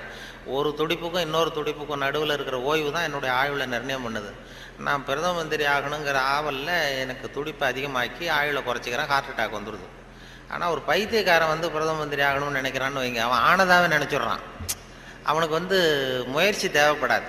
எதுவாகணும்னு நினைக்கிறானோ அதுவும் ஆயிடலாம். ஒரு சினிமா நடிகர் ஆகணும்னு பைத்தியம் பிடிச்சதுன்னா, நான் தான் ரஜினிகாந்த் அப்படிம்பான். அதாவது அது மாதிரி ஆகிடும். அந்த அந்த மன அளவில் அந்த நிறைவு வந்துடுறதுனால அவங்களுக்கு இதய நோய் வர்றதில்லை. இது அவங்கள்ட்டேருந்து நாம் கற்றுக்க வேண்டியதான். அதனால தான் எதையும் லேசாக எடுத்துங்கன்னு சொல்லி இப்போ இந்த காலத்தில் எல்லாரும் உபதேசம் பண்ண ஆரம்பிச்சுட்டாங்க. அதாவது இப்போ சித்த சுவாதீனத்துடன் கூடிய பைத்தியத்தன்மையுடன் வாழ கற்றுக்கொள்ளுங்கள் அப்படிங்கிறது இந்த காலத்து மனிதர்களுக்கு சொல்லப்படுகிற உபதேசம். சித்த சுவாதீனத்துடன் கூடிய பைத்தியத்தன்மையுடன் வாழ கற்றுக்கொள்ளுங்கள் அப்படின்னா, அது என்ன பைத்தியத்தன்மை சித்த சுவாதீனம்னா, நாம் சித்த சுவாதீனமாக இருக்கணும், இன்னொருத்தர் பைத்தியக்காரத்தனமாக பேசினா ஒத்துக்கணுமா? இப்போ உங்கள் வீட்டில் அல்லது உங்கள் நண்பர்கள்ட்ட யார்ட்டையோ கேட்குறீங்க, 8ஐயும் 3ஐயும் பெருக்குனா என்னன்னு கேட்குறீங்க. 8ம் 3ம் பெருக்குனா 23ன்னு சொல்கிறாருன்னு வைங்க, உடனே நீங்கள் சண்டைக்கு போகக்கூடாது. தப்பு, நீ சொல்கிறது தப்புன்னு சண்டை போகக்கூடாது. பரவாயில்ல, நீ 23ன்னு இது நினச்சிருக்க, நான் 24ன்னு எனக்கு சொல்லி கொடுத்துருக்குறாங்க. சரி, உங்கள் வாத்தியார் அப்படி சொல்லி கொடுத்துருக்காரு, எங்கள் வாத்தியார் அப்படி சொல்லி கொடுத்துருக்காரு, ஒன்று தானே வித்தியாசம், அதுவும் வாய்ப்பாட்டில் எத்தனையோ எடிஷன்லாம் இருக்குது இல்லையா, அதனால் பரவாயில்ல அப்படின்ட்டு போயிடணும். இதுதான் சித்த சுவாதீனத்துடன் கூடிய 24 தான் உண்மைங்கிறது தெரியும் நமக்கு, சரிங்கிறது. 23ஐயும் சரின்னு ஒத்துக்கிறோம் பாருங்க, அதை தான் சித்த சுவாதீனத்துடன் கூடிய. அப்படி இருக்கிறவங்களுக்கு இதய நோய் வராதான். அது துல்லியம்ங்கிறது அதில் வேணும். அதாவது இப்போ ஒரு மாணவன் படிச்சுட்டு இன்டர்வியூக்கு போனான், ஒரு பேங்க் உத்தியோகம். அங்கே கேள்வி கேட்டாங்க, 8ஐயும் 3ஐயும் பெருக்குனா என்னப்பான்னு. அவன் சொன்னான், 8ஐயும் 3ஐயும் பெருக்குனா 23ன்னு சொல்லிட்டான், வாய் தவறி சொல்லிட்டான். சரி, போயிட்டு வான்ட்டாங்க இன்டர்வியூவில். வெளியில் வரும்பொழுது யோசித்தான், இது என்ன ஒரு சின்ன கணக்கு தானே கேட்டாங்க, இது தப்பாக சொல்லிட்டோமே, 8-3-23 சொல்லிட்டோமே, இது கூட தெரியலன்னா நமக்கு எப்படி பேங்க்கில் வேலை கிடைக்கும்? நிச்சயமாக நமக்கு இந்த வேலை இல்லை, ஏதோ உளறிவிட்டோம் அப்படின்னு சொல்லி போயிட்டான் வீட்டுக்கு. வீட்டுக்கு போனால் ஒரு வாரத்தில் அப்பாயின்மெண்ட் ஆர்டர் வந்துட்டுது அவனுக்கு, நீ வந்து வேலையில் சேர்ந்துக்கிடான்னு. உடனே அப்போ அவன் நினச்சானா, சரி நாம் பதில் சொன்னதை அவரும் சரியாக காதில் வாங்கலை போல இருக்கு, கேள்வி கேட்டவரும், அதனால் இதை சொல்லிடக்கூடாது, பேசாமல் போய் வேலையில் சேர்ந்துருவோம் அப்படின்னு போய் நேராக போய் வேலையில் சேர்ந்துட்டான். சேர்ந்து வேலை பர்மனெண்ட் ஆனதுக்கப்புறம் அந்த மேனேஜர்கிட்ட போய் உக்காந்தான். சார், அன்னைக்கு இன்டர்வியூக்கு வந்தப்போ என்ன ஒரு கேள்வி கேட்டீங்க, 8-3 பேருக்குன்னா என்னென்னு, நான் வாய் தவறி 23 சொல்லிட்டேன், நீங்களும் சரியாக கவனிக்கலை போட்டிருக்கு சார், எனக்கு வேலை கொடுத்துட்டீங்க, ரொம்ப தேங்க்ஸ் அப்படின்றான். இனிமேல் ஒன்றும் பண்ண முடியாதுன்னு. அப்போ அந்த மேனேஜர் சொன்னார், அப்படி இல்லைப்பா, அன்னைக்கு இன்டர்வியூக்கு வந்தது ஒன்றையும் சேர்த்து 294 பேர் வந்தீங்க இன்டர்வியூக்கு, நான் 294 பேர்கிட்ட இந்த கேள்வி கேட்டேன், 8-3 பேருக்குன்னா என்னென்னு, நீ சொன்னது தான் நியரஸ்ட் கரெக்ட் ஆன்சர், நான் அதனால தான் வேலை கொடுத்தேன், நான் ஒன்றும் தப்பாக பண்ணிவிடல அப்படின்னா. அதாவது வாழ்க்கையில் வெற்றி பெறணும், இதய நோய் வரக்கூடாது, ஹார்ட் அட்டாக் வரக்கூடாதுன்னு நினைக்கிறவர்கள் நியரஸ்ட் கரெக்ட் ஆன்சரை தான் பார்க்கணுமா. வாழ்க்கையில் நியரஸ்ட் கரெக்ட் ஆன்சர் பார்க்குற மனோபாவம் வந்து இதயத்தை நல்லா வச்சுருக்கோம். ஆனால் அறிவியலில் அப்படி பார்க்கக்கூடாது. அறிவியலில் ரொம்ப துல்லியம் அவசியம். இப்போ உங்கள் பொறியியல் சம்மந்தப்பட்ட விஷயங்கள்லையோ அறிவியல் சம்மந்தப்பட்டதில் துல்லியம் தான் முக்கியம், அதில் போய் நியரஸ்ட் கரெக்ட் ஆன்சர் பார்க்கக்கூடாது. வாழ்க்கைங்கிற கணக்கில் நியரஸ்ட் கரெக்ட் ஆன்சர் தான் பார்க்கணும், ரொம்ப துல்லியமாக எதையும் பார்க்கக்கூடாது. அறிவியல் வந்து துல்லியம் போச்சுன்னா போச்சு. இப்போ நம்ம ஒரு ராக்கெட் விடுறோம், செவ்வாய் கிரகத்துக்கு விட்டோம், புதன் கிரகத்தில் போய் இறங்கிட்டது, பரவாயில்ல, ஒரு கிரகம் தானே வித்தியாசம் அப்படின்னு அதில் போய் அப்படி போகக்கூடாது. செவ்வாய்க்கு அடுத்தது புதன் தானே, பரவாயில்லன்னு அப்படி போக முடியாது. அறிவியலில் துல்லியம் முக்கியம். வாழ்க்கைங்கிற விளையாட்டில் இந்த பர்ஃபெக்ஷன் பார்க்காதீங்கோ. பர்ஃபெக்ஷன் ஒன்று உலகத்தில் ஒன்றுமே கிடையாதான். பர்ஃபெக்ஷன் நானாக என் மனசில் ஒரு உருவத்தை வரைஞ்சிக்க வேண்டியது, படத்தை போட்டுக்கிறது, அதே மாதிரி எதிரில் இருக்கிறது இருக்கான்னு நான் பார்க்குறேன். நான் உள்ளுக்குள்ளே என்ன வரைஞ்சிருக்கணும் அதே மாதிரி இருந்ததுன்னா பர்ஃபெக்ட்னு சொல்கிறேன், அது இல்லைன்னா அது சரியில்லைங்கிறேன். அதாவது கோளாறு நான் வரைஞ்ச படத்தில் இருக்கே தவிர பொருள் இல்லை. உலகத்தில் எது எது எப்படி இருக்கணுமோ அது அப்படி தான் இருக்குது. அழகாக இருக்கிற பொருளை நீங்கள் விரும்புவதில்லை, அழகாக இருக்கிற பொருளை நீங்கள் விரும்புவதில்லை, நீங்கள் விரும்புகிற பொருள் அழகாக இருக்கிறது அப்படிங்கிறது தான் உண்மை. அதனால தான் ஒரு நீக்ரோவுக்கு அவங்க புள்ள வந்து அழகாக இருக்குது, நமக்கு நம்ம பார்வைக்கு வித்தியாசமாக தெரியுது. அதனால் அந்த அழகுங்கிறதெல்லாம் வாழ்க்கைங்கிற கணக்கில் அந்த ரொம்ப துல்லியமெல்லாம் பார்த்து வாழ்க்கையை வீணாக்கி கொள்ளாதீர்கள்னு சொல்லுவாங்க. ஏன்னா மனிதனுக்கு வந்து இன்னும் சரியான விளக்கம் யாருமே கொடுத்ததில்லை. கிரேக்க அறிஞர்கள் தான் பெரிய இந்த வரைவிலக்கணம் வகுக்கிறதுல ரொம்ப கெட்டிக்காரங்களாம். கிரேக்க அறிஞர்கள் ஒவ்வொன்றுக்கும் டெஃபனேஷன் வகுக்கிறதுல. அப்போ ஒரு குரூப் அறிஞர்கள் குழு கூடி உட்காந்து மனிதன் என்பவன் யார், மனிதன் அப்படின்னா அதுக்கு என்ன டெஃபனேஷன், ஒரு வரைவிலக்கணம் வகுக்கணும்னு உட்காந்தாங்களாம். உட்காந்தா எல்லாம் வந்து இப்படி ஒவ்வொரு அறிஞரும் ஒரு யோசனை சொல்லியிருக்கிறார். மனிதன் என்பவன் ஒரு 2 கால் பிராணி அப்படின்னு எழுதிடலாம் சார் அப்படின்னது உடனே எல்லாம் ஏகமனதாக எல்லாம் சரி தான், சரியாக இருக்க விளக்கம். மனிதன் என்பவன் 2 கால் பிராணி, சரியாக இருக்க, ஒத்துக்கலாம்னு போனாங்க. அப்போ திடீர்னு ஒருத்தர் எழுந்திரிச்சு வெளில ஒன்றாராம். போயிட்டு ஒரு திடுக்கிட்டுன்னு வெளில திரும்பி வந்து ஒரு சாக்கில் கொண்டாந்து அப்படி வச்சார் மேஜையில். இந்த சாக்குக்குள்ளே என்ன இருக்குன்னு கேட்டார் தலைவர், கூட்ட தலைவர். உங்கள் வரைவிலக்கணப்படி, உங்கள் டெஃபனேஷன் படி உள்ள ஒரு மனுஷன் இருக்கான், மனிதன் என்பவன் ஒரு 2 கால் பிராணின்னு தானே சொன்னீங்க அப்படின்னு சொல்லி திறந்தா ஒரு கோழி நிற்கிது. ஒரு கோழி, இது 2 கால் பிராணி தானே, அப்போ இதுவும் ஒரு மனுஷன் தானே அப்படின்னானா. ஆகா, நம்ம டெஃபனேஷனில் ஏதோ ஒரு தப்பு, அதில் ஒரு திருத்தம் உண்டு பண்ணணும் அப்படின்னு சொல்லி இன்னொருத்தர் சொல்லியிருக்காரு. நான் அதில் கொஞ்சம் ஒரு கரெக்ஷன் கொடுக்குறேன் சார் அப்படின்னு சொல்லி மனிதன் என்பவன் சிறகுகளற்ற 2 கால் பிராணி அப்படின்னு கொடுத்துருக்கான். உடனே இவன் மறுபடியும் எடுத்துகிட்டு ஓடனான், திரும்பி வந்தான், சாக்கு உள்ள மனுஷன் இருக்கான எடுத்தா அதே கோழி ரெக்கையெல்லாம் பிச்சு விட்டு நிறுத்தி வச்சிருக்கான். உங்கள் டெஃபினேஷன் படி மனுஷன் சிறகுகளற்ற 2 கால் பிராணி அப்படின்னு. அப்புறம் தான் அந்த கிரேக்க அறிஞர்களே சொல்லிட்டாங்களாம், மனிதனுக்கு அதாவது இப்போ ஏதாவது ஒன்றும் முடியலன்னா இப்போ நம்ம என்ன பண்ணுறோமோ அது மாதிரி அதே முடிவுக்கு வந்தாங்க. அதாவது சபை ஒத்தி வைக்கப்படுகிறது அப்படின்னு சொல்லிவிட்டு கடைசி வரைக்கும் அது டெஃபினேஷன் கொடுக்கல. மனிதனுக்கு வந்து விஞ்ஞானம் போட்டிருக்கிற வேலை வேறு. விஞ்ஞானம் கெமிஸ்ட்ரி என்ன சொல்லுதுன்னா, ஒரு சராசரி மனுஷ உடம்புல இருக்கிற கால்சியத்தை மட்டும் தனியாக எடுத்தால் ஒரு சின்ன ரூமுக்கு வெள்ளை அடிக்கலாம். ஒரு சராசரி மனுஷ உடம்புல இருக்கிற கொழுப்பை மட்டும் தனியாக எடுத்தால் ஒரு 10 சோப்பு கட்டி தயார் பண்ணலாம். ஒரு சராசரி மனுஷன் உடம்புல இருக்கிற பாஸ்பரஸை மட்டும் தனியாக எடுத்தால் ஒரு 40 நெருப்புக்குச்சி தயார் பண்ணலாம். ஒரு சராசரி மனுஷ உடம்புல இருக்கிற இரும்பு சத்தை மட்டும் தனியாக எடுத்தால் 2 கலாணி 2 செய்யலாம். இவ்வளவுக்கு மொத்தமாக விலை போட்டால் 42 ரூபா 50 காசு. இதுதான் கெமிஸ்ட்ரி நமக்கு போட்டிருக்கிற விலை. ஒரு மனுஷனுக்கு ரசாயன விஞ்ஞானம் போட்டிருக்கிற விலை அவ்வளவுதான். அவன் எப்போ அவன் அவனுடைய வேல்யூ கூடும்னா அவன் எப்படி நடந்துக்கிறாங்கிறத பொறுத்து தான். அதுவும் மனுஷன் உயிரோடு இருக்கிற வரைக்கும் தான் 42-50 காசு. மிருகங்கள் அவனை விட பெருசாக இருக்கு. செத்தத்துக்கு அப்புறம் வேல்யூ கூடுது. கடையில் பாருங்கள், உயிர் கோழி 50 ரூபா, உரித்த கோழி 60 ரூபான்னு போட்டுருவோம். செத்தத்துக்கு அப்புறம் 10 ரூபா கோழி போடும். மனுஷன் உயிர் மனிதன் 42 ரூபா 50 காசு, செத்த மனிதன் 52 ரூபா 60 காசு. அப்படின்னா நீயே வச்சுக்கடா போடான்ட்டு போடுவான். அது அப்படி எப்படி வாழணுங்கிற அந்த வாழ்க்கை நெறிகள்லாம் பெரியவர்கள் நிறைய பேர் அதை பற்றி இது பண்ணி சொல்கிறாங்க. அதனால தான் அவங்ககிட்டேருந்து கற்றுக்கிட்டு நம்ம நல்ல பழக்க வழக்கங்கள் நம்மக்கிட்ட இருக்கிற அந்த திருக்குறளை பற்றி இப்போ தான் அதை பற்றி நிறைய பேர் பேச ஆரம்பிச்சிருக்கிறாங்க. திருக்குறளுங்கிறது அதனுடைய அருமை பெருமையெல்லாம் எப்படி வந்தது போச்சுன்னு சொல்லி. திருக்குறள்லாம் சின்ன வயசில் நம்ம பாடத்திட்டத்தில் மனப்பாடம் பண்ணது தான். இப்போ அதை பற்றி ஆங்கில மொழிபெயர்ப்புலாம் நிறைய பெருசாக பண்டிதமணி கதிரேசன் செட்டியார் இருந்தார். அவருடைய மகன் கூட இங்கே இருந்தார்ல, தமிழ் துறையில் கதிர் தியாகராஜன். அவங்க அப்பா பண்டிதமணி கதிரேசன் செட்டியார். அவர் திருக்குறளை மனப்பாடம் பண்ணது எப்படின்னா, எதிரில் அவங்க வீட்டு வேலைக்காரனை உட்கார வச்சுக்குவாராம். இவர் உட்காந்துருப்பார். அவருக்கு கால் நடக்க முடியாது, கால் ஊனம். அதனால் எதிரில் வேலைக்காரனை உட்கார வச்சுட்டு அவன் கையில் திருக்குறள் புஸ்தகத்தை கொடுத்துட்றது. இவர் உட்காந்துக்கிட்டு, இந்த இடத்துல நான் முதலாளி கிடையாது, நீ வேலைக்காரன் கிடையாது, நான் திருக்குறளை வரிசையாக சொல்லிட்டு வருவேன், அது சரியாக இருக்கான்னு பார்த்துக்கிட்டே வா, ஏதாவது ஒரு சின்ன தப்பு சொல்லிட்டா கூட நீ என்ன முதலாளின்னு பார்க்காத, எழுந்திரிச்சு என் தலையில் ஓங்கி ஒரு கொட்டு வை அப்படின்னு. சரி முதலாளின்னு வாங்கி வச்சுக்கிட்டான். வாங்கி வச்சுட்டு சொல்லுங்கள் முதலாளின்னு உட்காந்தான். அகர முதல எழுத்தெல்லாம் ஆதி பகவன் முதற்றே உலகு அப்படின்னாரு. உடனே கிடுக்குன்னு கொஞ்சம் இருங்க முதலாளி அப்படின்னு சொல்லி எழுந்திரிச்சு ஓங்கி நங்குன்னு கொட்டி விட்டான் தலையில். ஏன்டா கொட்டினா, நான் சரியாக தானடா சொன்னேன் அப்படின்னா, இல்லை நீங்கள் சொன்னது தப்பு முதலாளி, அகர முதல எழுத்தெல்லாம்னு நீங்கள் சொன்னீங்க, இந்த புஸ்தகத்தில் அகர முதல வெழுத்தெல்லாம்னு போட்டிருக்கு, அதனால் தப்பு அப்படின்னு டக்குன்னு இப்போ திருக்குறளை பிடிங்கிட்டாரான். இதே ரீதியில் போனால் நான் 1330 கொட்டு வாங்கணும் உங்ககிட்ட, என் தலை தாங்காது, நான் பார்த்துக்கிறேன் போடான்ட்டாரான். அப்படிலாம் திருக்குறளை படித்து பெரிய இது பண்ணியிருக்கிறாங்க. அவருக்கு கால் ஊனம், பண்டிதன் கதிரேசன் செட்டியாருக்கு. அவருக்கு பாதுகாப்புக்குன்னு ஒருத்தனை வச்சுருந்தாரான், அவனுக்கும் கால் கிடையாது. அப்போ கேட்டிருக்காங்க, ஏங்க ஐயா நீங்கள் தான், உங்களுக்கு தான் கால் நடக்க முடியாது, நடமாட முடியல, கால் ஊனம், உங்களுக்கு பாதுகாப்புக்குன்னு ஒருத்தனை வச்சுருக்கீங்க, அவனுக்கும் கால் விளங்காமல் இருக்குது, கால் சரியில்லையே அப்படின்னு இருக்காங்க. அப்போ அதை நான் அர்த்தத்தோடு தான் வச்சுருக்கேன்னாரான். என்ன அப்படின்னு கேட்டதுக்கு சொல்லியிருக்காரு, எனக்கு ஒரு ஆபத்துன்னு வரும்பொழுது இவன் விட்டுட்டு ஓடி போகாமல் இருக்கணும்ல, அதுக்காக தான் வச்சுருக்கேன் அப்படின்னு சொன்னாரான்.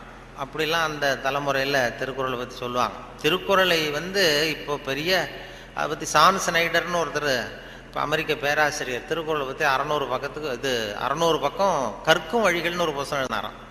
ஹைவே டு லேர்னிங், அது ஒன்று ஹைவே டு லேர்னிங் அப்படிங்கிற புத்தகம் 600 பக்கம், 500 ரூபா விலை.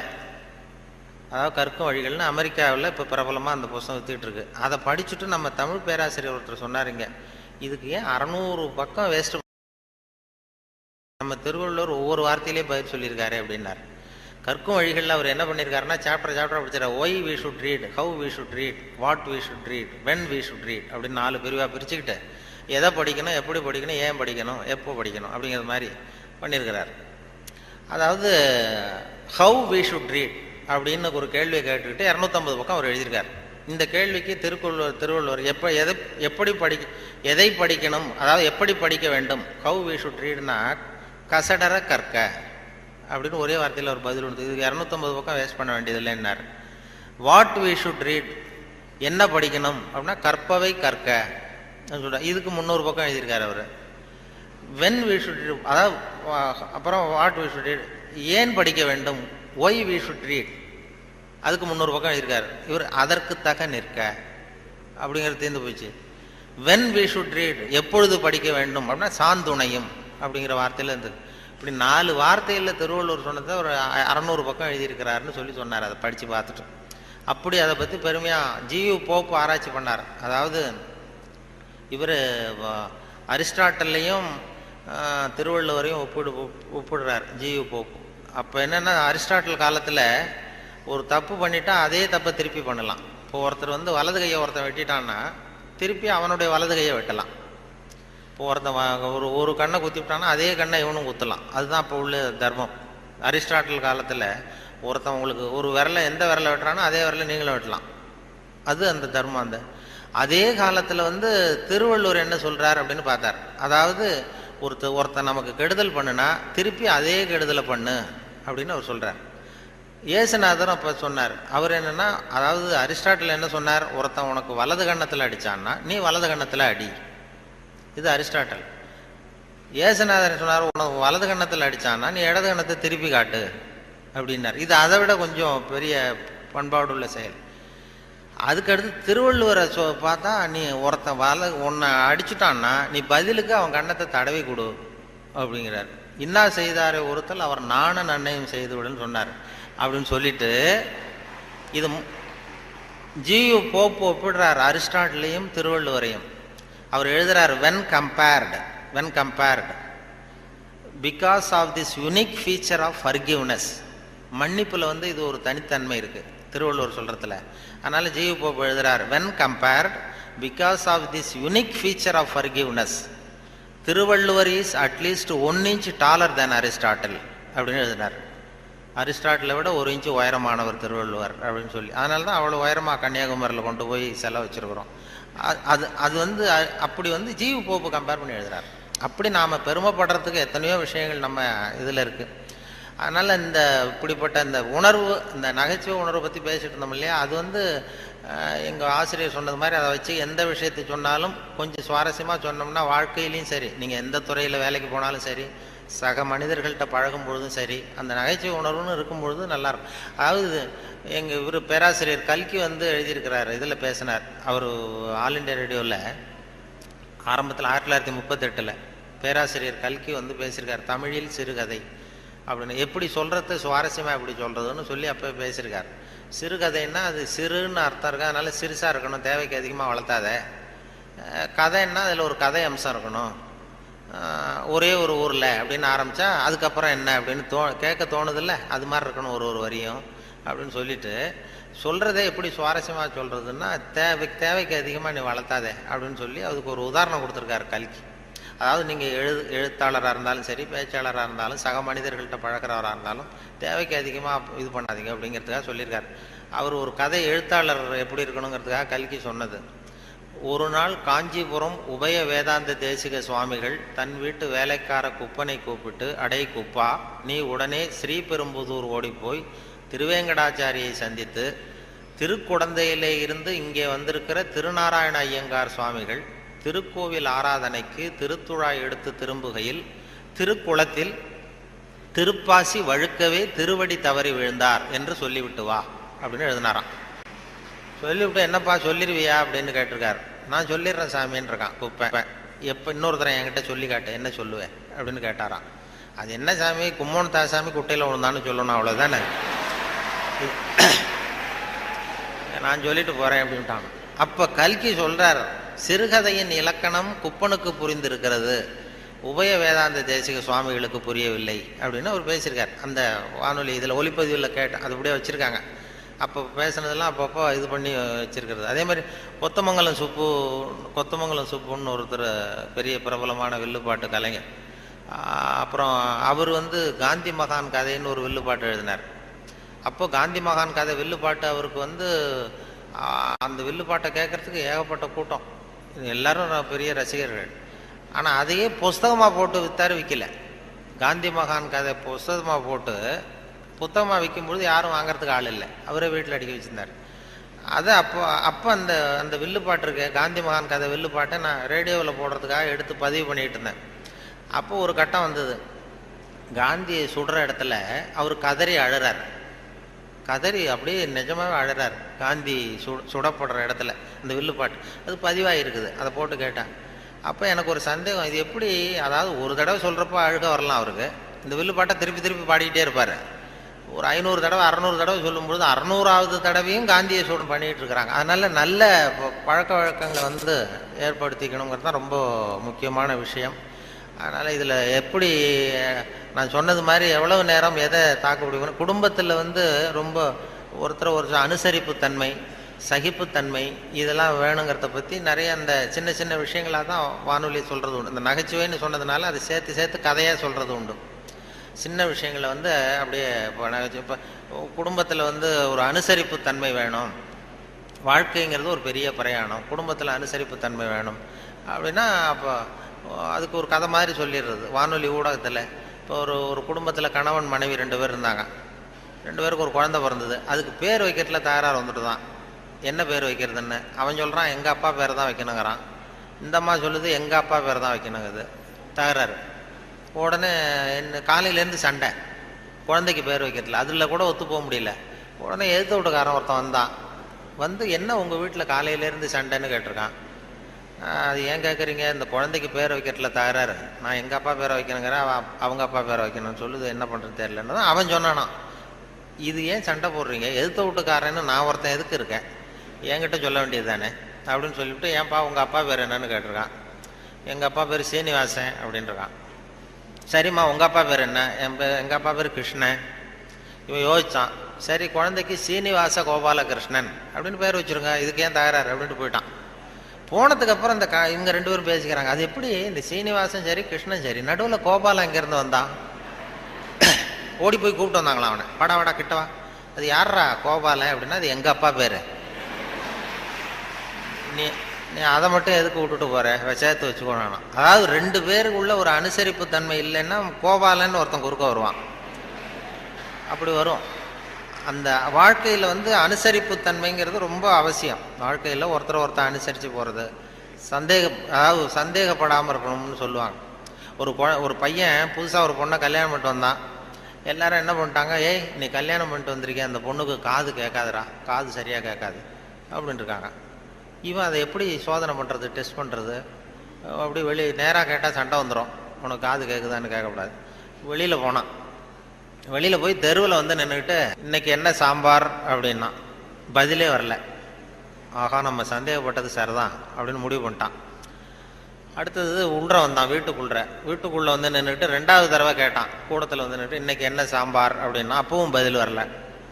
சரி நம்ம மனைவிக்கு நம்ம சந்தேகப்பட்டு காது கேட்கல அப்படின்ட்டு அடுத்தது அடுப்பங்கரைக்கே போயிட்டான். அந்த பொண்ணு எதை சமைச்சிக்கிட்டு இருக்கு. அது கிட்ட போய் அது காது ஓரமாக இப்படி காய வச்சுக்கிட்டு ரொம்ப சத்தம் போட்டு கத்துறான். 3வது தடவையா இன்னைக்கு என்ன சாம்பார்னு கத்துறான்.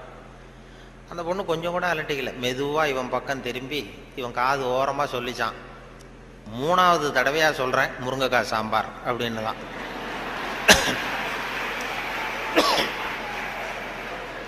இவனுக்கு காது கேட்கல. இவன் அதை போய் குத்துறான். அதான் தன் குற்றம் நீங்கி பிறர் குற்றம் காண்கிற்பின் என் குற்றமாகும் இறைக்குன்னு சொல்லுவாங்க. அதில் திருவள்ளுவர் இதில் என்னென்னா ரொம்ப கிட்டத்தில் நமக்கு புத்தி சொல்கிறவர் அவர் தான். மற்றவங்களாம் எட்டத்துலேருந்து சொல்லுவாங்க. நீங்கள் நல்லது செஞ்சால் எதுக்கும் கவலைப்படாதீங்க அப்படின்னு எத்தனையோ பேர் உபதேசம் பண்ணுவாங்க. நமக்கு உபதேசம், நீ நல்ல செய்கிறது நல்ல காரியமா, எதுக்கும் கவலைப்படாது, நீ பாட்டு செஞ்சுட்டு போடா அப்படிம்பாங்க. திருவள்ளுவரை சொல்ல கிட்ட நீ நல்லது செஞ்சாலும் தப்பு வந்துடும், ஜாக்கிரதையாரு அப்படின்னு சொல்லிட்டு போகிறார். அது நம்ம மேலே ரொம்ப அக்கறை உள்ளவங்க தான் அதை சொல்லுவாங்க. பலனை பற்றி கவலைப்படாத, நீ பாட்டு எதை வேணாலும் செஞ்சுட்டு போ, கடமையை செஞ்சுட்டு போடான்னு உபதேசம் பண்ணுறது இருக்காங்க நிறையா. நன்று ஆற்றல் உள்ளும் தவறுண்டு, அவரவர் பண்பறிந்து ஆற்றா கடை, நீ நல்லது செஞ்சால் கூட தப்பு வந்துடும், ஜாக்கிரதையாரு அப்படின்னாரு. அது நம்ம பேரில் அக்கறை, அவ்வளவு அக்கறை உள்ளவங்க தான் அதை சொல்ல முடியும். இப்போ ஒருத்தன் ஒரு தெருவில் ஒருத்தன் குடிகாரன் நடு ராத்திரி 12 மணி ஆடிக்கிட்டே நிற்கிறான். ஒரு பெரியவர் வந்தார்.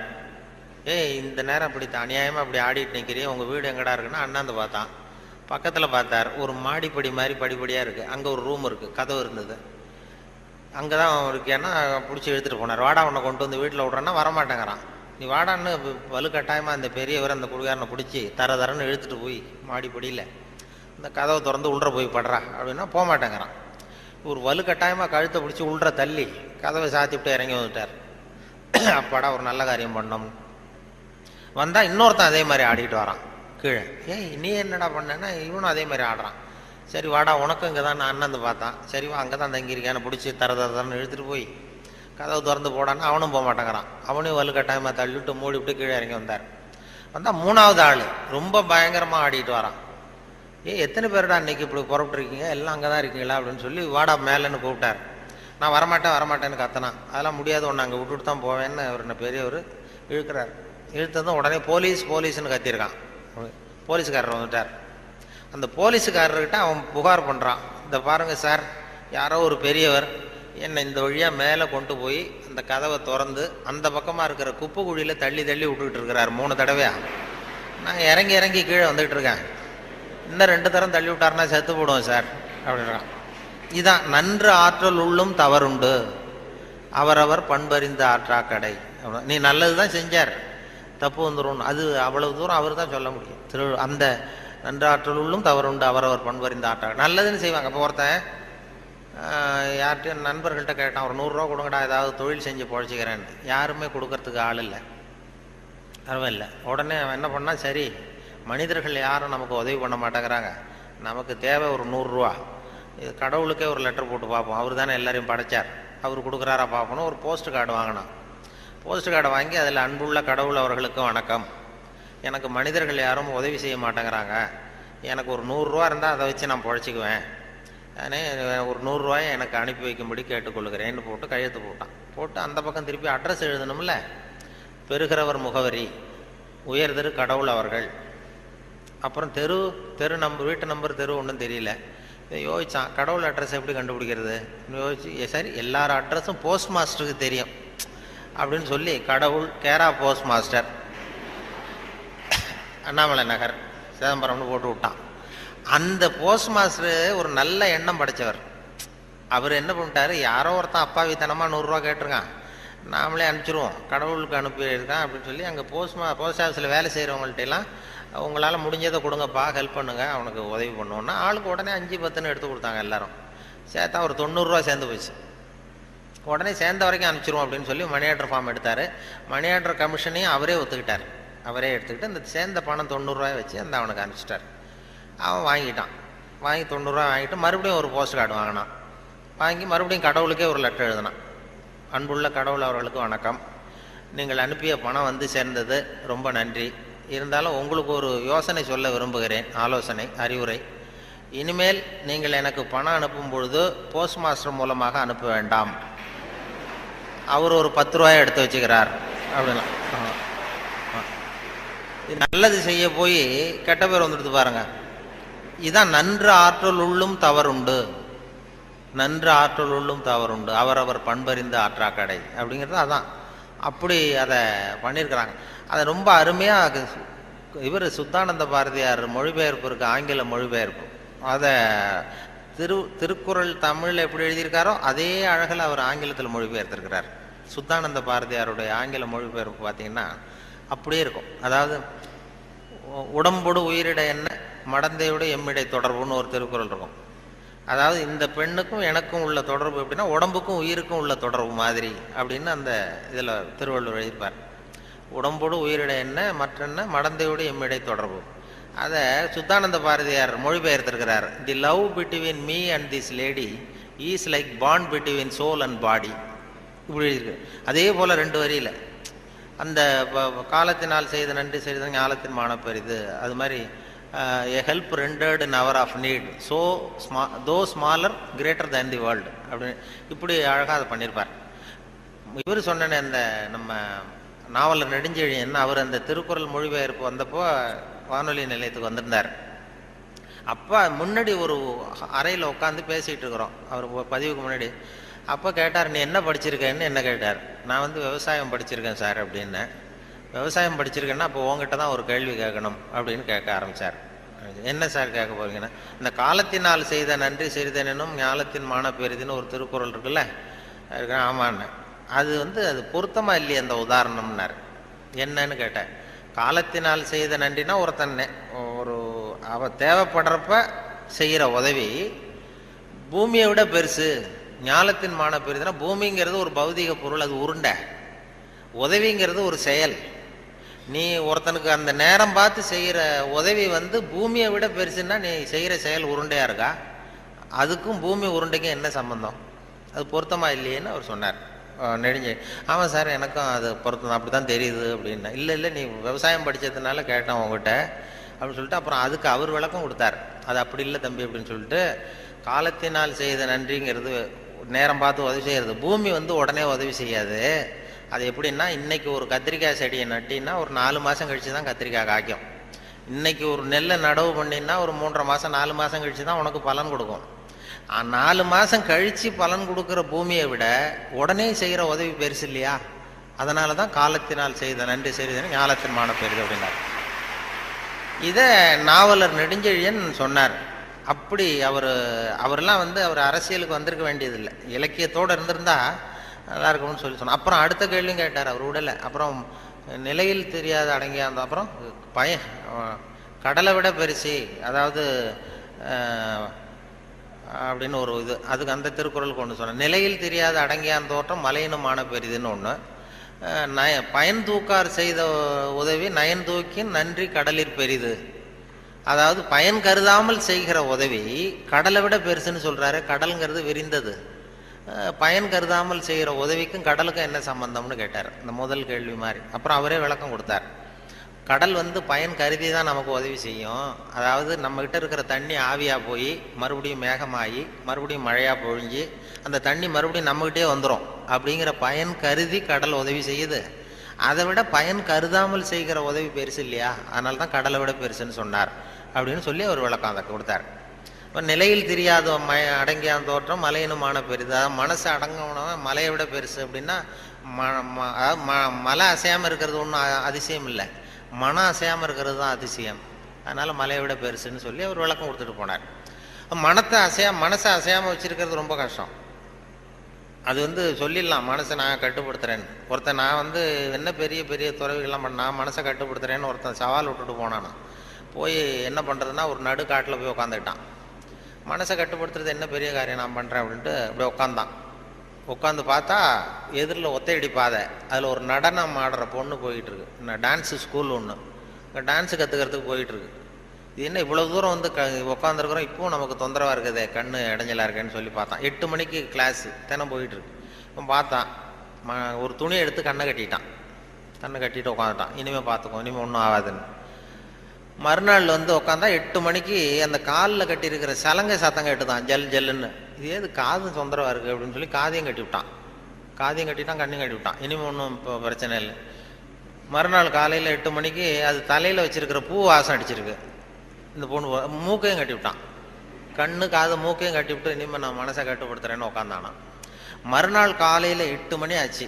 அப்போ இவன் மனசு நினச்சிதான், இந்நேரம் அவள் போயிட்டு இருப்பா அப்படின்னு.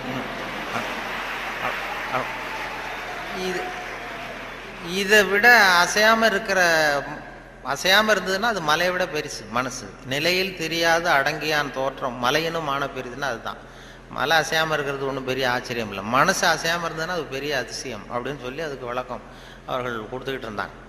அப்படி அதை பற்றி நிறைய பண்ணுறாங்க. அதனால் நமக்கு உங்களுடைய எவ்வளவு நேரம் ஆச்சுன்னு தெரியல, எப்போ முடிக்கிறதுன்னு தெரியல. அது ஒரு கடிகாரம் வச்சா பரவாயில்ல. கடிகாரம் சொல்லுவாங்க பேச்சாளர்கள், சில பேச்சாளர்கள் ஆரம்பிச்சிருவாங்க, முடிக்க முடியாது, எப்போ முடிக்கிறதுன்னு தெரியாது. நெடுஞ்செழியனை பற்றி பேரறிஞர் அண்ணா சொல்கிறது உண்டு. நெடுஞ்செழியன் கூட்டம் நெடுஞ்செழியன் பேச முடிக்கும் பொழுது அண்ணா சொல்லுவார், அவர் ஒரு பேசி முடிக்க போனார்னா அந்த பிளேன் அப்படி இறங்குறதுக்கு முன்னாடி 2 ரவுண்ட் அடிக்குது இல்லை மேலே, அது மாதிரி ஒரு 2 ரவுண்ட் அடிச்சுட்டு அப்புறம் தான் கீழே இறங்குவார் அப்படின்னு சொல்லி வேடிக்கை சொல்லுவார். அது மாதிரி பேச்சாளர்களுக்கு இப்போ ஒரு பேச்சாளர் பேசிக்கிட்டே இருந்தாராம், எவ்வளோ நேரம் ஆச்சுன்னு தெரியல. அப்புறம் சொல்லியிருக்காரு, ஐயோ உங்களை ரொம்ப நேரம் போர் அடிச்சிட்டேன் போல் இருக்கு, எனக்கு நேரம் போனதே தெரியல, கடிகாரத்தை பார்க்க மறந்துட்டேன் சார், மன்னிச்சுங்கன்னு இருக்கார். அப்போது ஒருத்தர் கோபமாக எழுந்திரிச்சு சொன்னாராம், ஏன் கடிகாரத்தை தான் பார்க்க மறந்த, பின்னாடி மாட்டிருக்கிற காலண்டரையாவது பார்க்கக்கூடாதா அப்படின்னு. அப்படின்னா அவன் வாரக்கணக்கில் பேசிக்கிட்டு இருந்திருக்கான். போன ஆரம்பத்தில் முடித்து இந்த விழா முடிகிற வரைக்கும் பேசிகிட்டு இருக்கிறது மாதிரி ஆகிடும். அது அந்த பேச்சுங்கிறது அந்த கல்கி சொன்னார்ல, அது மாதிரி இருக்கணும்னு சொல்லுவாங்க. பேச்சு எதுவாக இருந்தாலும் ஒரு தன்னம்பிக்கை ஊட்டுறது மாதிரி இருக்கணுமா.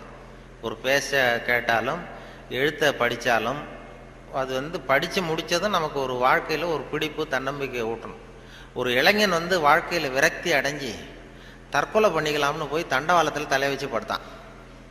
படுத்துறான், எதுவும் வாழ்ந்து பிரயோஜனம் இல்லைன்னு விரக்தி அடைஞ்சிட்டான். படுத்துக்கிட்டு இப்படி பார்க்குறான், 2 பக்கமும் ரயிலே வரல.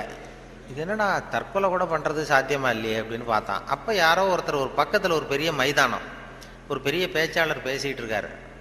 ஆகா, அங்கே யாரோ ஒருத்தர் பேசுகிறாரு, அதையாவது போய் கேட்டுட்டு வருவோம் கொஞ்சம் நேரம், இங்கே போர் அடிக்குது, அதுக்கப்புறம் தண்டவாளத்தில் தலையை வச்சு படுத்துருவோம். அப்படின்னு எழுந்திரிச்சு போனான். அங்கே போனால் ஒரு 2000 பேர் உட்காந்துருக்காங்க மைதானத்தில். பேசிகிட்டு இருக்கார் ஒரு பேச்சாளர் தன்னம்பிக்கைங்கிறத பற்றி.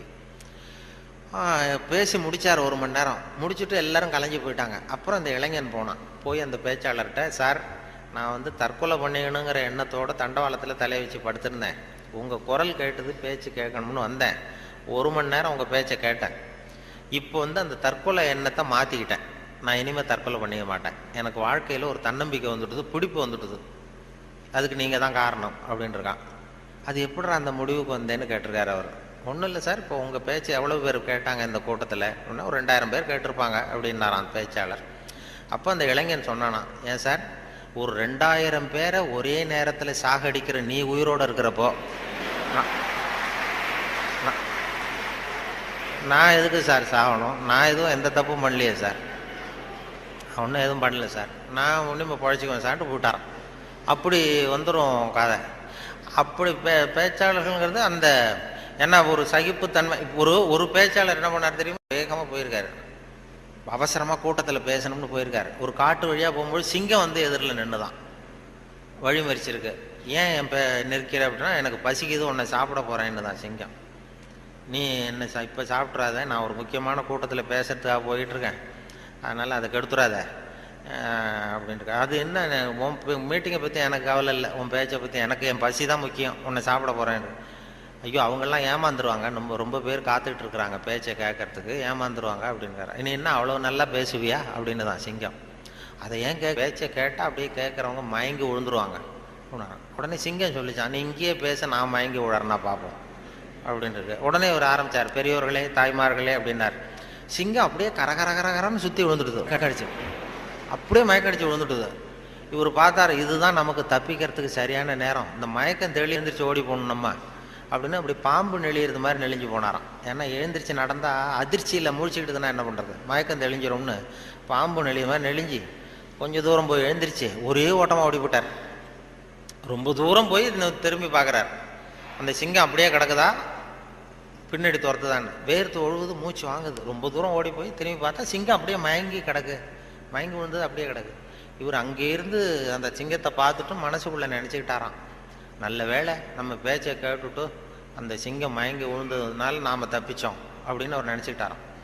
நம்ம பேச்சை கேட்டு மயங்கி விழுந்ததுனால தப்பித்தோம், நல்ல வேலை அப்படின்னு நினச்சிக்கிட்டாராம். அதே நேரம் சிங்கம் லேசாக தலையை தூக்கி ஒரு கண்ணால் அவரை பார்த்துட்டு இது நினச்சிக்கிட்டு தான், நல்ல வேளை மயங்கி விழுந்தது மாதிரி நடித்ததுனால நாம் தப்பித்தோம்,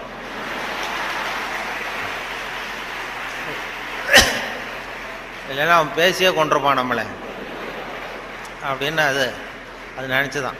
இப்போ எதுக்கு இது சொல்கிறேன்னா, இப்போ உங்கள் முகத்தையெல்லாம் பார்த்தா அந்த சிங்கத்தோட முகம் மாதிரி தெரியுது எனக்கு.